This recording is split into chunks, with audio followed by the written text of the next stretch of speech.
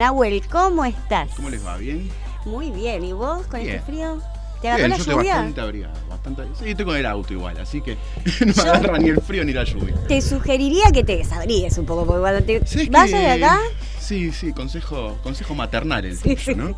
me nació, ¿viste? Lo tengo ya tan naturalizado el tema. Bueno, cae justo para la cuestión. Y tengo el gusto de tener a Igual te nuestra hice caso, superproductora, que corre de un lado al otro, porque nadie ve, ¿viste? El detrás de escena. Esto es así, como en una obra de teatro, en las películas. A mí Sol. dicen psicología y me meto al estudio. Está muy Eso bien. o feminismo, son las dos cosas por las que vengo al estudio. Bueno, tenemos la voz de Psicología Sol feminista. apoyándonos acá y que va a estar involucrada al 100%, como siempre. Bueno, un día podemos hablar, ¿no? De la psicología desde la perspectiva de género y eso, ¿no? Como- Me gusta. Fuera de micrófono hablábamos de que por ahí, para la semana que viene, podemos hablar de la deconstrucción. Sí, con Sol hablamos mucho fuera de micrófono y vamos planteando los temas. Bueno, comparten un poco de la profesión, así que Y sí, cabe totalmente. la discusión. Contanos un poquito. Y bueno, justamente cuando le decía el otro día hablaba con Sol respecto de qué tema trabajar esta semana. Sí, ahí estoy bien.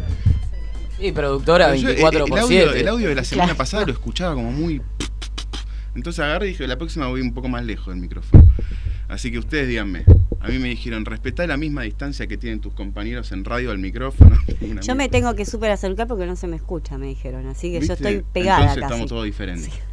Bueno, no, y le decía trabajar un poco la cuestión de qué es la paternidad, la maternidad. Yo me parece que la maternidad, por cuestiones de tiempo y también de trabajo, de lo que tenía más o menos pensado decir hoy, la dejamos para otro momento. Hubo algo que en la semana me pareció muy interesante.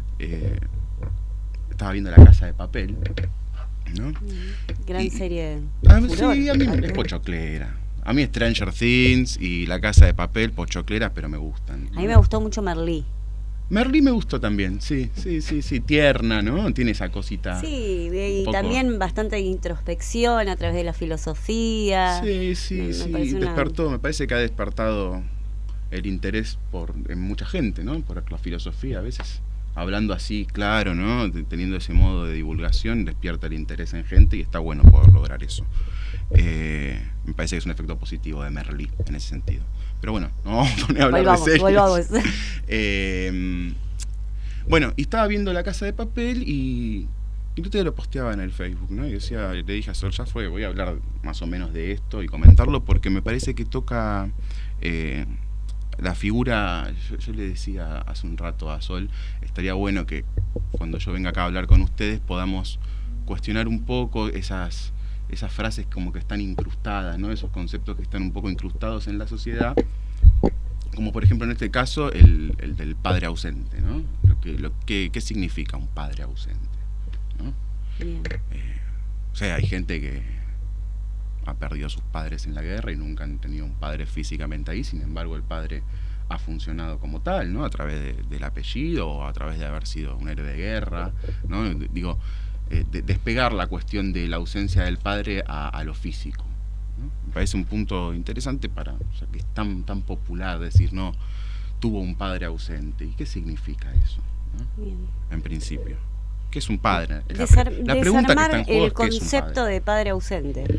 Claro, o precisarlo, desarmarlo en el sentido en que se lo suele entender y precisar qué es lo que quiere decir. Porque hay padres que a veces también son muy presentes y físicamente hablando y están siempre y cumplen con todo lo que se espera de un buen padre, cristianamente hablando incluso, pero el hijo no funciona. Puede pasar que no funcione bien la cosa, no sé, ¿no?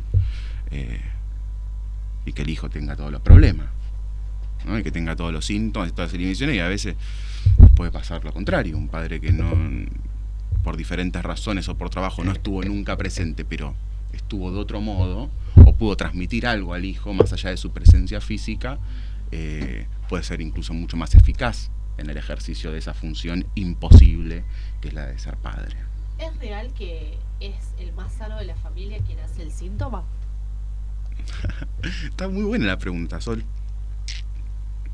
Perdón, estoy tomando mate al mismo tiempo. ¿Por qué está muy buena la pregunta? Porque decís el más sano con el síntoma, ¿no? Sí. ¿Qué quiere decir? Evidentemente, yo creo que un problema bastante actual y bastante de época es que ya no hay mucho de estos síntomas, ¿no? Hay más, quizás hablamos de ataques de pánico y todo ese tipo de cosas, pero no está la cuestión bien del síntoma que te hace dar cuenta. En un punto el síntoma es lo que te hace dar cuenta que vos tenés un cuerpo, ¿no?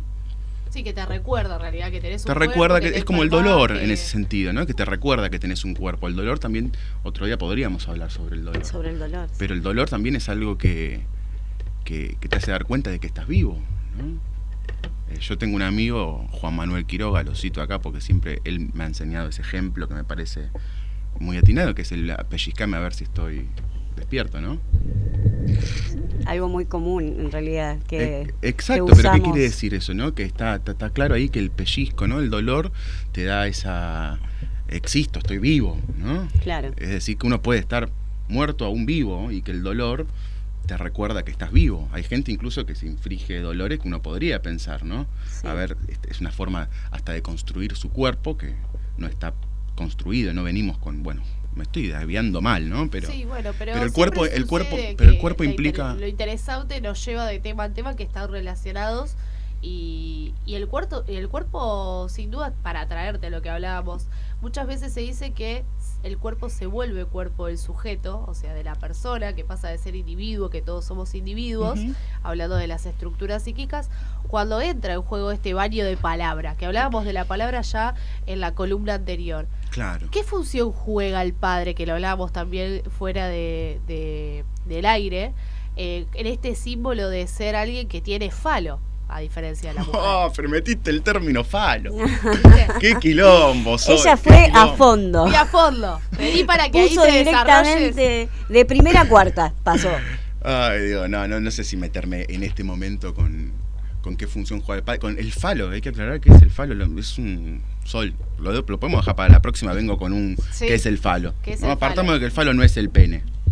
Bien. Con eso ya es un montón. Que el Tienes pene eso, es un puede montón. ser falo, pero no necesariamente el falo es el pene. En realidad es un término que se le puede atribuir como cualquier otro, vamos pero a decir que es lo que hace que los objetos sean deseables, ¿no? Bien. Algo de repente te empieza a producir cierto deseo y ciertas ganas. Podemos decir que el falo se metió en esa cosa que antes quizás no te ¿no importaba. tiene que ver un poco con lo morfológico en realidad? ¿Cómo sería No sé, eso? con la morfología, digamos, con la forma, vamos a decirlo sí, mejor. Me salió morfología porque estaba pensando en otra cosa. Sí, pero... sí, el falo en realidad yo diría que es lo que se presenta en erección. Parado, Claro. duro. ¿No? Por eso digo, el pene puede ser el falo. No Ya necesariamente. que estamos con las aclaraciones, duro, no estamos hablando de ninguna droga ni nada, ¿no? No, También hay- no, al revés. La droga vendría a ser Fue muy mal separarse pensado. del Todavía falo. no empezó bien. la columna de los vicios. Sí, Eso sí. para la próxima.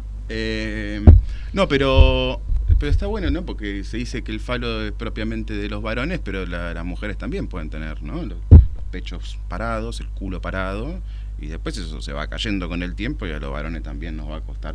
Hay algo de la pérdida de esa potencia que va teniendo, pero lo que está bueno aclarar de antemano es que el falo no es el pene de los varones y las mujeres son las que no tienen falo y no, eso es una lógica media infantil de la que estaría bueno poder hablar y le dedicaríamos un rato largo, ¿no? A toda esa lógica según la cual las mujeres están falladas y no tienen y los varones son los completitos que salieron bien. Desde la psicología. Porque el machismo es una lógica infantil, el patriarcado, toda esta cuestión responde, y lo digo en términos freudianos, a una organización genital infantil donde la mujer algo hizo y entonces le cortaron el pitito. Tal cual. Pero es lo mismo que se dice hoy como cuando la encuentran, no sé, que la cagan a palos y salta alguien y dice, bueno, pero antes se drogó, ¿no? Siempre estás respondiendo, algo hizo y entonces el castigo, ¿no? En esa misma lógica se maneja un nene de 5 años y alguien de 50, 60, si no. Los mitos que nos sostienen como sociedad, que también lo hablábamos un poco. ¿Los pitos? Los mitos. Ah, mitos. digo, ya estamos. No. Bueno, No. buenísimo. Los mitos y cómo en esta construcción que vos planteabas Sí. de esto del complejo de Electra, uno lo traslada como el algo habrá hecho para que le suceda. Claro. Pero volviendo- La mujer no tiene el pito porque se portó mal y se lo cortaron, es una forma de decir, ¿no? Que la mujer no es un varoncito castrado, pero ¿qué es la mujer? Tal cual. Es un gran quilombo, porque si yo la interpreto como varoncito castrado no es la mujer, ¿no? La mujer vendría a ser otro sexo. en ese sentido. Respondiendo a esa a lógica donde todos somos varoncitos con pito o castrado. Volviendo a lo que hablabas recién Sí. del tema de la importancia del padre como figura, uno lo tiene siempre presente desde este lugar, desde el complejo de Edipo o el de Electra, y como una figura de poder.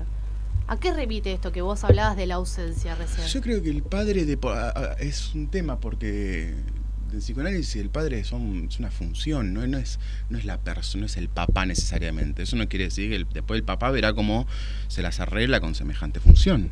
Bien, yo puedo como papá, yo también tengo una nena de 5 años, Jessica. Vamos igual. Yo puedo como papá creerme el padre, ¿no? Y soy el padre ahí el que va y reta y se enoja y castiga y hacerme todo eso, pero no es una buena forma de... En realidad yo creo que la mejor forma de llevar la paternidad es tomando cierta distancia, ¿no? Asumiendo la imposibilidad de estar a la altura de semejante función, ¿no? ¿Qué significa? Somos todos boludos a la hora de estar en el lugar del padre, porque no estamos a esa altura, ¿bien? Es la mejor forma para mí de llevar la paternidad. Y voy a hablar, siempre que hablo yo, a ver, por un lado sí leo, saco cosas de libros y eso, pero siempre está mi postura en juego y mi modo de llevar la paternidad y mi paternidad. Yo la verdad no sabría decir qué es un padre para todo el mundo. Yo puedo hablar de mi forma de llevar la paternidad y lo que venía a traer hoy justamente... Sí, un recorte. Siempre es un recorte. El que se crea puro, a mí yo no confío en la pureza esa. Es más, me parece hasta peligrosa, ¿no? Yo siempre hablo con mi experiencia, no solo clínica, sino mi experiencia de vida, está infectando todo lo que digo. Y lo más honesto que puedo decir es eso. Si yo vengo acá y digo, no, porque un padre es, y querer dar una pureza, ¿no? En sentido conceptual, que no esté contaminada por mi experiencia, y voy a caer en una canallada importante. A mí prefiero evitar eso. Así vino a aclararlo, digo. ¿Qué significa ser padre hoy, en la sociedad de hoy? ¿A mí me preguntás? Sí, a vos, que sos padre. Mira, es un debate que se puede hacer, ¿no? Yo ayer posteaba algo en Facebook y alguien me respondía que estaba en desacuerdo porque interpretaba que lo que yo estaba diciendo era una especie de apología a abandonar a los hijos. Y no es así. Ahora lo comento. Estaba viendo La Casa de Papel, ¿bien? Hay un momento, no voy a spoilear, pero digo, ¿qué pasa? ¿Qué pasa, chiques? No, tuvimos una discusión antes respecto a La Casa de Papel. Yo no la vi, no la pude pasar. No pude pasar el minuto, pero igual. Está bien, no hace falta que lo tomamos de referencia. No sé si es para recomendar, es pochoclera, pero es de las pocas series que sigo. O sea, sigo 4 series en Netflix y cuando sale la veo. Y bueno, y hay un momento donde uno de los atracadores son tipos que roban bancos, Casa de la Moneda y eso, y tiene que jugársela y hacer algo que pone en riesgo su vida, ¿no? En la temporada anterior no tenía un hijo, en esta tiene un hijo. Entonces agarra y dice, bueno, yo no sé si hacer esto, porque ahora tengo un hijo y ya empiezo a pensar en otras cosas, en que lo puedo dejar huérfano. ¿Bien? Un muy buen padre, podríamos decir ya a primera vista, ¿no? Yo ya no me la voy a jugar, no quiero arriesgarme, porque quiero que mi hijo tenga padre, ¿no? Un padre que todo el mundo se enternecería y dice, ay, ¿no? Es muy seductor eso. Pero hay otro personaje que le dice, un tipo casi un viejo lobo de mar, ¿no? Con la experiencia, le muestra que tiene 7 hijos y que se hace cargo de todos, pero siempre está afuera. Bueno, y la cuestión que le dice, para mí un buen padre es... para mí no, para mí es mío.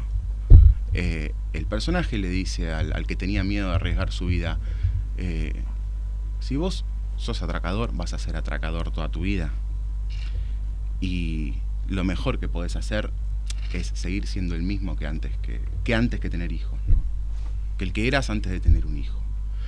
Y me pareció sencilla, clara e interesante, porque muy interesante, te puede abrir un debate, porque ¿qué sería eso? ¿Que no te importe el hecho de que tuviste un hijo? Es imposible. Si no te importa, también estás en problemas, ¿no? Si no te afectó de ninguna manera, también estás en problemas. Obviamente que hay ciertos hábitos que uno tendría que modificar a la hora de tener un hijo, ¿no? Son otras responsabilidades, pero no me parece que la frase sea eso lo que cuestiona, ¿no? Lo que está diciendo es que hay un punto donde decís, yo sacrifico por así decir, mi ser, lo que más deseo íntimamente. Yo fui un atracador siempre y voy a seguir siendo porque tengo esa pasión. Si yo sacrifico eso por mi hijo, le estoy haciendo un favor a mi hijo. ¿Sabes a qué me hace pensar esa frase? Quizás mi hijo va a recordarme a mí como un padre cobarde. Quizás funciona mejor si me muero y me recuerda como un héroe. No importa. Digo, no caigamos en el hecho de que ya el padre ausente es un padre ineficaz y que abandonó. Perdón, Jessica, sí. Sí, no, pero viene a colación del tema.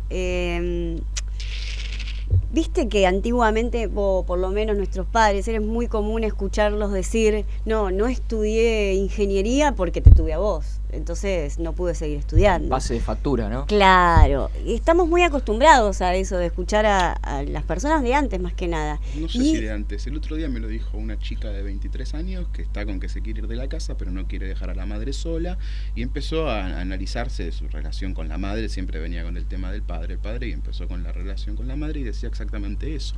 Decía, yo me siento muy culpable porque mi madre siempre me dijo que ella quería estudiar el profesorado de inglés, quería ser profesora de inglés, y me dijo que por amor a mí y por el tiempo que tenía que dedicarme, sacrificó eso.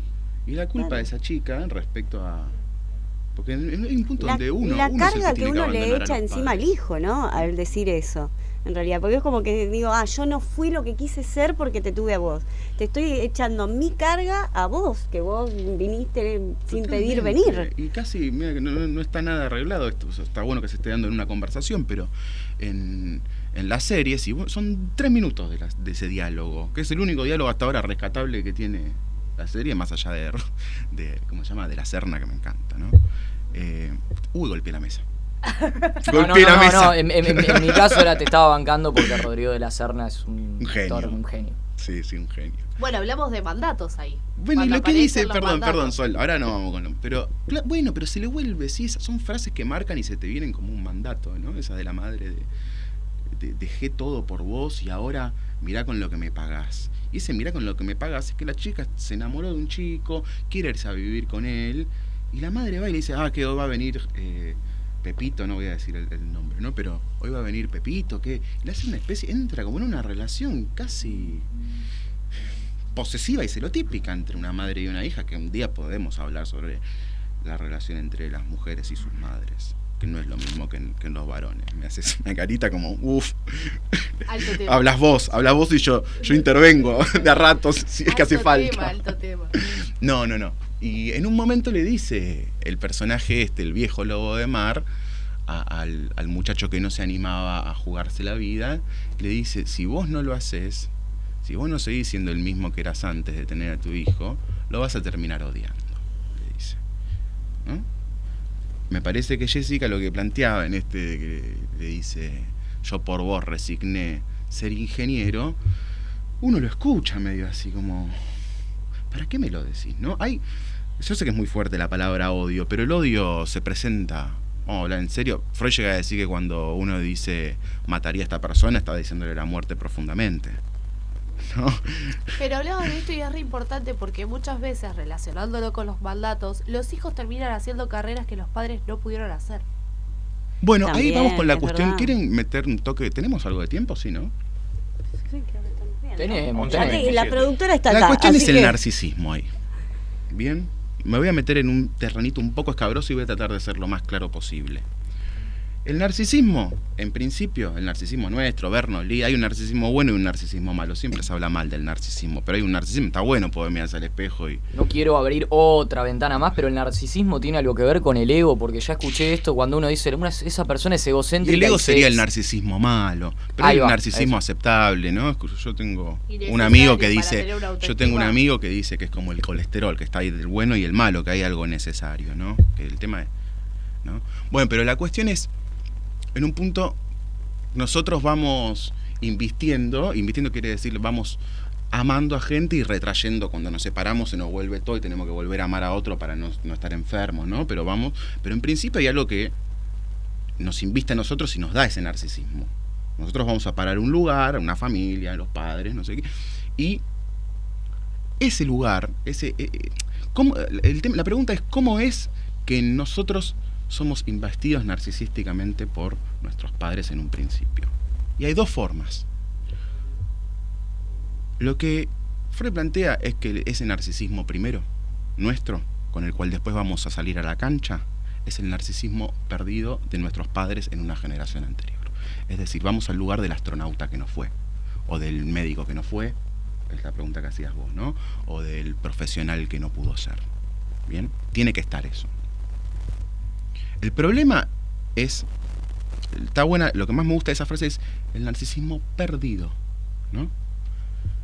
Quiere decir, en el cual, para mí, ser el primer hijo, el primogénito, en un punto es bastante difícil porque es donde más recae las exigencias de eso que los padres, hijo único, ¿no? de esos padres, claro, es peor. Pará, y el del medio también es el más conflictivo, dicen. Pero mira, bueno, la cuestión no es lo mismo ser el primero que el último, ¿no? Pero me parece importante esto porque dice perdido, ¿no? Quiere decir, se resignó ser un profesional y va a querer que su hijo sea un profesional y va a hablar bien al respecto de eso, no importa, le va a tratar de transmitir un interés por eso. Ahora, ¿qué pasa cuando eso no está perdido y cuando, por ejemplo, la madre quiere, pero al punto de exigirle casi vorazmente al hijo de que cumpla con ese deseo que ella no pudo realizar? ¿Bien? No cuando lo transmite como una vocación. Porque vos decís, hay hijos que estudian la carrera que sus padres le hubiese gustado hacer, ¿no? Porque que el padre quería un hijo médico y el hijo va a estudiar medicina. Pero el estudiar medicina puede ser una vocación o puede ser una exigencia. Y entonces ahí estás viviendo el sueño del otro. Y cuando vivimos el sueño del otro, como soñante, como decía antes, estamos totalmente muertos por cumplir con el otro, y eso pasa un montón. ¿Se va siguiendo lo que digo? Sí, bien. Aparte es una cadena de que el futuro hijo de ese hijo, valga la redundancia, Sí. va a estar justamente después capaz que cumpliendo también este deseo perdido de la generación anterior. Claro, yo lo que digo es que no está tan perdido. Si estuviese perdido podría ser transmitido como una vocación. Y el chico quizás, no es que estaría mal que él sea médico si sus padres querían que sea médico. El problema es cuando eso se le vuelve una exigencia, cuando tengo que cumplir para que mis padres me amen, para que mis padres no se derrumben. Cuando quiero sostener a mis padres o al deseo de ellos, o reparar el narcisismo que ellos no pudieron realizar en su momento, cuando yo estoy al servicio casi como esclavo de eso, que ahí se me vuelve como un mandato. ¿Bien? Ahí es donde eso no deviene una vocación, porque por eso tampoco quiero decir el hecho de que si tus padres querían que seas médico y vos sos médico, está mal. Eso puede ser un deseo que se transmitió eficazmente. El problema es cuando eso se vuelve un mandato. Todo puede ser leído como con vocación o mandato. Yo puedo querer ser un héroe de guerra o puedo tener la exigencia de ir a la guerra y seguramente vaya a ser el primero que caiga en el campo de batalla, ¿no? Te tiro acá como otro posible tema que vamos a tener para abrir pestañas en otras Tengo entregas. 38 pestañas abiertas en el Chrome. 38. ¿Qué pasa con las generaciones que se las denomina nini y que no tienen deseo? ¿Hay una cuestión en esos padres que no inculcan o no los promueven? ¿O hay una cuestión en una generación en donde es tanto lo que se nos muestra a través de la sociedad y de los medios de que el no poder que nos lo creímos? Me cuesta mucho pensar a mí en que no haya un deseo en juego. Me cuesta muchísimo pensar en que no haya un deseo en juego. En todo caso podría ser algo que no es un mero juego de palabras, que hay un deseo de no deseo, ¿no? Siguiendo a una psicoanalista que dice, no es que hay falta de deseo, hay deseo de no deseo, pero siempre hay, o lo podemos tapar, o podemos taponar esas cuestiones, ponerlas a trabajar, pero no es que no haya un deseo, ¿no? Igual sí, yo creo que también vivimos una época donde se inventó la orientación vocacional. Es un desastre eso. Yo vengo de ahí, ¿no? Pero ¿no te parece un desastre, Sol? Me parece que hay gente que cree que con un test puede solucionar la vida a alguien cuando en realidad... Pero no el orientador vocacional, alguien que vaya y le pida al otro qué es lo que quiero. ¿No te parece algo que es una crisis en este sentido del deseo? Sí, pero bueno, ahí está cómo lo abarcás. Por ejemplo, en la orientación vocacional y ocupacional, que tanto hacen psicólogos como psicopedagogos, tenés la rama que solamente lo hace a través de un test, que es como en un mes sabés que puedes estudiar, o está el que realmente le dice, ¿para quién elegís? Vení, hablemos de eso. Bueno, y te pero da ahí un ya espacio... no es orientación. Ahí ves que estás conversando. es casi poder arrancar un análisis así. Bueno, es que es justamente cómo lo abarcar. Nosotros, por ejemplo, de la rama en la que me vengo formada, digamos, de con psicopedagogía, hablamos de esto, de la cuestión de dónde está puesta esta elección, por qué estás eligiendo, de qué forma, qué hay detrás de juego de esa elección de la carrera, cuáles son tus gustos. Y muchas veces uno no se permite pensar esto y va al automático desde el secundario, porque crees que tenés que o generar dinero o un montón de cosas. Claro, bueno, hay imperativos de época. Sí, antes del capitalismo o del capitalismo en su faceta más salvaje como la estamos viviendo, eso de querer la plata como un fin en sí mismo, yo no sé si existía, ¿no? Como un fin en sí mismo más allá de todo. Hay gente que puede estar muy triste en la vida, pero lo único que quiere es apuntar la plata como un fin en sí. No digo que no importe la plata, está bien que importe la plata, ¿eh? Sí, pero por ejemplo, viéndolo a Fer, Fer capaz que nos puede contar un poco más, pero en otras generaciones anteriores había como una cuestión donde la situación socioeconómica y hasta familiar te permitía no tener que la urgencia de recibirte ya o de tener una profesión ya. Hoy en día creo que la urgencia, ¿no? La urgencia, está en la urgencia y la demanda. Claro. Mira, cuando yo me crié o tenía 20 años o la posibilidad de estudiar, primero que, particularmente me tuve que criar en el seno de una familia donde mi viejo quería que sea cura. Y yo estaba muy alejado de eso porque, claro, había que seguir el precepto familiar de que todos los varones eran curas y todas las mujeres eran curas del lado de mí, y eran monjas del lado de mi viejo. O sea, mi viejo a mí, ya de grande, me llamaba la oveja negra de la familia porque hasta me llevó a estudiar la comunión y me ratié, fui el primer día con él y después nunca más fui. Me iba a jugar al fútbol. O sea, hay cosas en las que uno...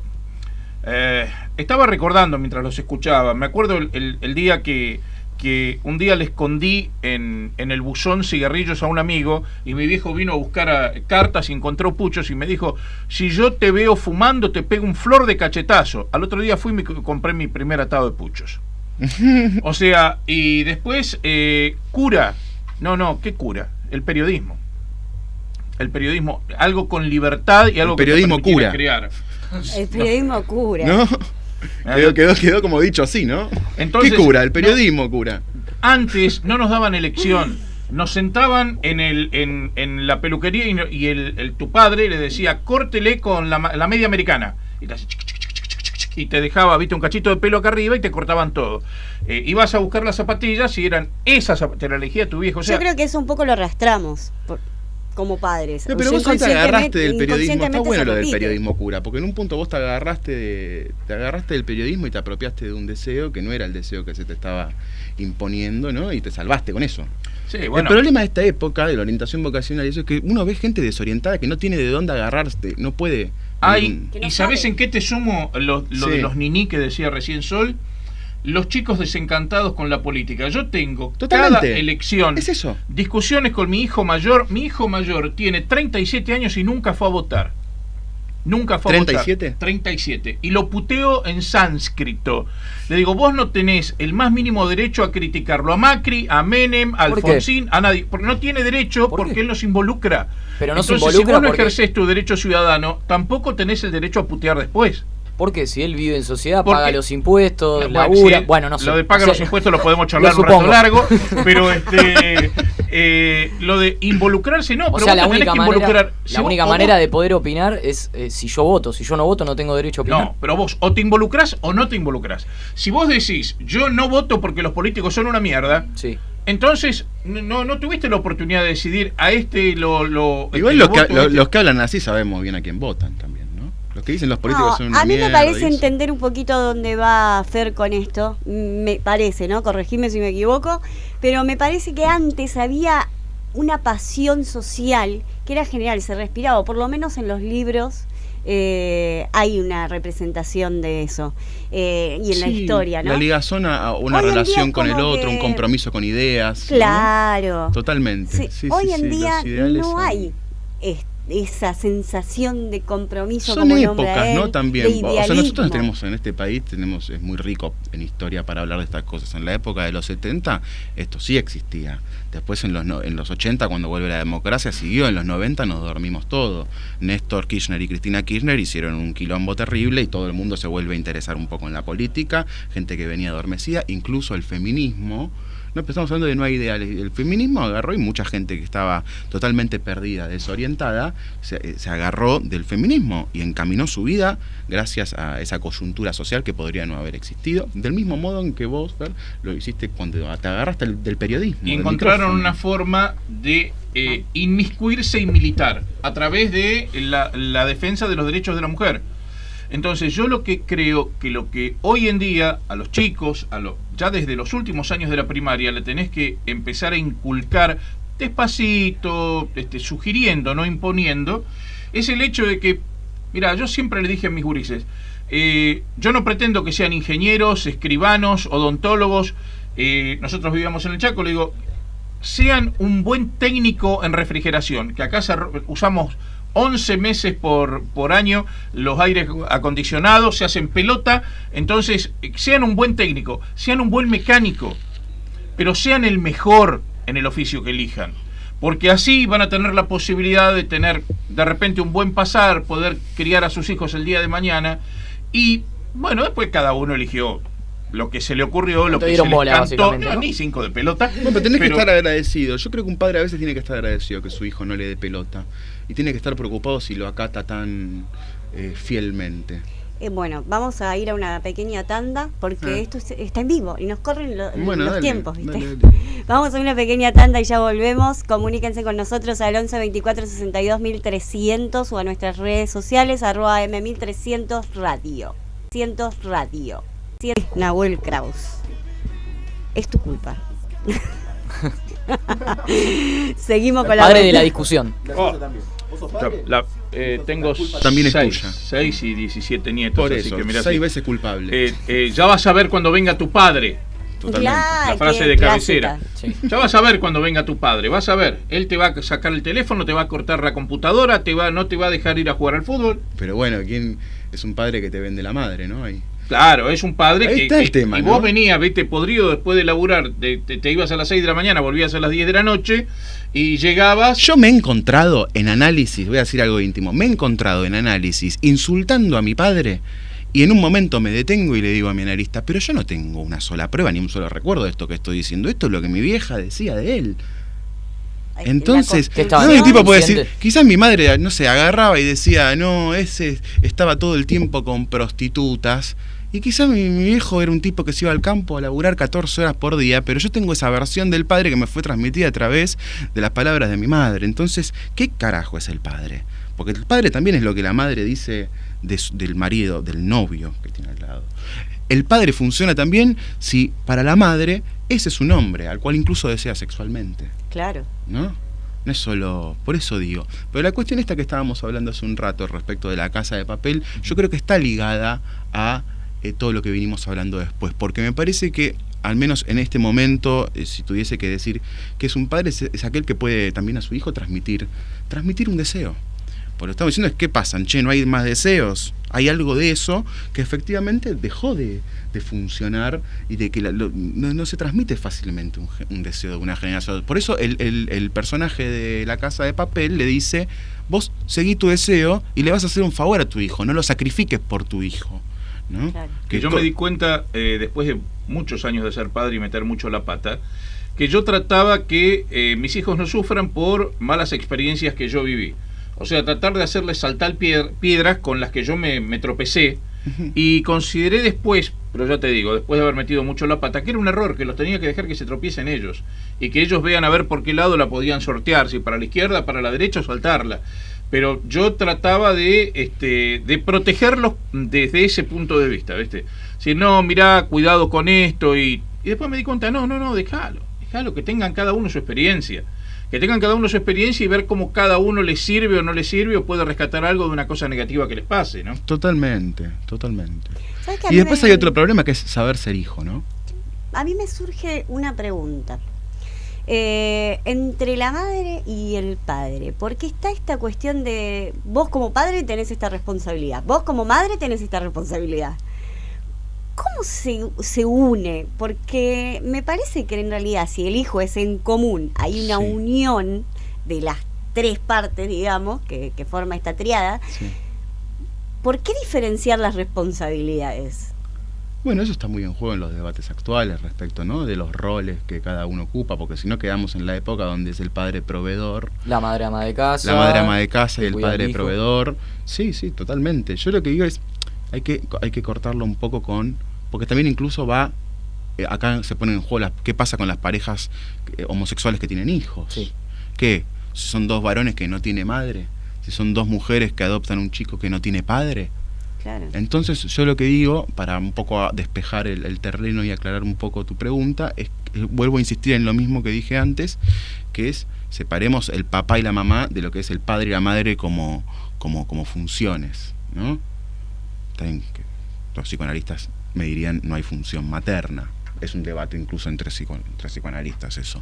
Pero no una cosa son los lugares que uno ocupa. Puede haber dos mujeres que tengan un hijo y sin embargo una la va a tomar más va a asumir más el rol de madre y otra va a asumir más el rol de padre aún siendo dos mujeres. Eso es lo que digo que puede llegar a pasar porque son lugares, son funciones, vamos a llamarlo así, del lenguaje mismo. Vamos a decirlo así, lo voy a definir en muy pocas palabras como se me viene a la cabeza. El padre es lo que puede separar al hijo de la madre. Eso por un concepto creado en realidad, ¿no? Es el que en principio te saca de la cama. Sí, es que el padre es en la madre también. No es el padre el papá. Es padre como concepto, ¿no? Yo digo, como concepto, pero claro, está bien, pongámosle firulito, pindonga y cuchuflito, ¿cómo es? No, pongámosle pindonga y cuchuflito. No, que no me podés usar, por favor, el término cuchuflito que está registrado. El cuchuflito y la pindonga, ahí va. La pindonga, la que te separa del cuchuflito, vamos a decirlo así. Pero el padre puede ser en una mujer un deseo mismo, que la mujer le pueda, la mejor definición que escuché respecto del padre es que es aquello que permite que la madre desvíe la mirada respecto del hijo. Es la que hace que la madre no esté todo el tiempo con los ojos abiertos, sin párpados, casi sin poder cerrarse, controlando al hijo, ¿no? Es la que, o sea, si la madre esa de repente va y agarra y se enamora de un piano y se pone a estudiar piano y le dice, no, nene, ahora no, estoy tocando el piano, esa es la función que se llama paterna. Pongámosle otro nombre si molesta el hecho de llamarla paterna, pero es todo lo que permite producir un corte entre lo que es la madre y el niño, ¿no? Porque la madre no es algo que necesariamente no es la cosa idealizada y buena, ¿no? Hay madres que realmente se morfan a sus hijos, ¿no? Hay madres que realmente, yo hace un rato hablaba de esta mujer que con las mejores intenciones y el mejor amor le hace la vida imposible a la hija, y madres que quizás sus hijas se ponen de novio o de novia y se empiezan a enfermar, empiezan a tener problemas, ¿no? Y ahí la culpa del hijo. El nido vacío. Exactamente. Hace un par de horas estábamos hablando de un caso judicial que se está ventilando en estos momentos, el del exboxeador Carlos Valdomir, en donde aparentemente una mujer despechada hace que la hija denuncie a su padre por abuso sexual y el padre está hace 2 o 3 años preso. Que no sabemos tampoco y que no sabemos la verdad si es verdad o realmente, porque la chica después... ¿Cómo es el caso? Perdón, no te escucho. En Santa Fe. Sí. Un boxeador, sí, campeón del mundo en su momento, que boxeó con Mayweather, y Carlos Valdomir. Y hace no mucho, 3 años o menos, que denuncian a Valdomir en el 2016. Lo denuncian a Valdomir por haber abusado sexualmente de la hija. Sí. Entre los 5 y los 13 años, si no me equivoco, una cosa así. No, fue a los 8 años, pero la chica lo denuncia grande, digamos. ¿Qué chica lo denuncia? ¿La hija? La hija, pero acompañada por lo que, de su madre. Claro, por lo que nos dijo hoy un periodista de Santa Fe y amigo de Valdomir, está bien, puede tener a lo mejor no toda la objetividad necesaria del caso, pero que la niña fue influenciada por su madre para vengarse del padre que la dejó por otra. De casi Medea, ¿no? No sé, hay casos míticos, ¿no? De madres que a través de sus hijos se vengan del padre. Pero te das cuenta... Que es ambiguo, ¿no? Porque es el marido también, pero uno dice el padre. ¿Hasta dónde se puede llegar? El tipo está enfrentando una pena de 20 años. Sí. En estos momentos. Y jura y perjura, primero le hicieron un abreviado, le ofrecieron 8 años, dijo que no. Le hicieron un abreviado, 5 años, dijo que no. Y también hay un hecho que yo sé que es medio polémico decirlo, y poner el acento también en estas cuestiones, porque siempre estamos en la vía del padre perverso, golpeador, maltratador, violador, pero es un hecho clínico y no lo puedo ignorar, pero la complicidad de las madres en casos de abuso en el consultorio siempre está presente. Y las pacientes mismas lo ubican muy bien. ¿Por qué mi madre no dijo nada? ¿Dónde estaba mi madre cuando esto pasaba? Siempre aparece la imagen de la madre cómplice en casos de abuso sexual por parte del padre. Sí, es un tema del cual no se habla mucho. Padrastro. Sí, pero también está la otra parte del cuando es real y lo contás y hasta tu propia madre no te cree. Bueno, eso es la complicidad de la madre. Vos no querés que yo sea ¿no? feliz. Vos no querés que yo sea feliz, por eso me ves feliz y ahora me haces esto. Pero Jessica, a ver, la complicidad de la madre también me refiero a esto, no solo a dónde estaba, sino a por qué no me crees y le crees al otro, porque generalmente sucede esto, le creyó a mi padrastro. Yo tengo un caso así, ¿no? Y dice siempre, le creyó a mi padrastro, y hay un odio con la madre ahí que se pone en juego respecto también de estas situaciones que no se toca mucho esto cuando se producen casos de abuso, ¿no? Siempre queda todo relegado. Está bien que nos ocupemos de la perversión del padre y eso, pero nunca se toca la cuestión de la complicidad de la madre. Si ustedes leen el cuento, la novela de Belén López Peiró, no la conozco esa. Ay Dios, se me acaba de ir el nombre. ¿Por qué vuelve cada verano?